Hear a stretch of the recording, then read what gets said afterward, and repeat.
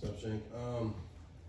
How would you assess where your offense is through 4 games so far?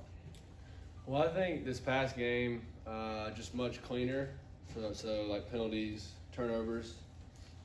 I thought we wiped those clean, which is a good start from where we were in the first 3 games. That was really what hurt us early in the season, was just penalties and turnovers. So I thought that was a big jump for us, is just eliminating that, allow us to focus on the game plan. I thought we started off great this past game, obviously. It lulled a little bit, but I thought we did some promising things this past game. Just what we harped on, and obviously this coming week it's a bigger challenge. So always room for improvement. Obviously, just trying to put up points, help our defense. Jason Auburn 247 with Tate out.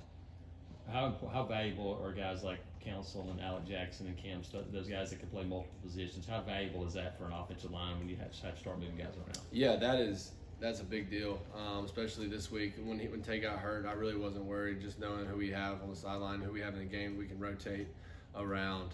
So I'm not worried about that at all. I know the guys that played, been here a long time, so that's a big asset for any team, especially definitely O-line, because you're going to have injuries throughout the season. It happens. So it's a very good thing for us to have that depth.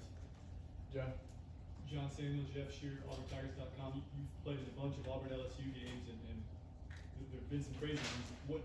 What is it about that rivalry in SEC West that you enjoy? Man, I don't know. It's probably one of the more physical games that you ever play in. It's one of the reasons why you come here is to play against LSU.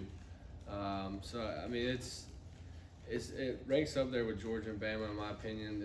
Those 3 games are where I come to Auburn, and this is one of them for sure. Just the attitude of both teams. Normally, there's a real hatred there when you step on the field. So it's always an awesome environment, awesome game, no matter where we are, and we're very excited about that. Tom? TomRaynell.com.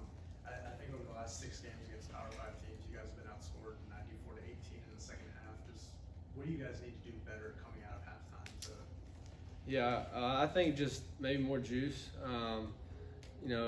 It has been a struggle. That has been one of our things we've tried to harp on coming into the second half.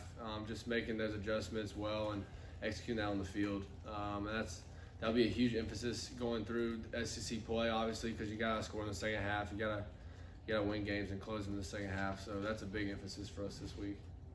Jason? When you look at LSU's defense, what stands out to you about them? Man, they always have a good D-line, and they have another one this year. So when you go out and play them, their front seven is normally pretty elite, pretty physical guys. So that's what stood out to me so far. Their edge guys are big, talented, and they always have interior guys. Backers are really fast, can run sideline to sideline. So always a physical bunch of guys. We have to come ready to play. Mark Murphy, inside the Auburn Tigers. What do you remember about last year's game and the comeback in the 4th quarter? You caught 5 passes, if my memory's right. Yeah, that's an awesome experience. I think that'll be one of my favorite games playing here. Being able to get that win there for the first time in like 22 years or something. So just resiliency in that team, knowing what we were facing going into that game.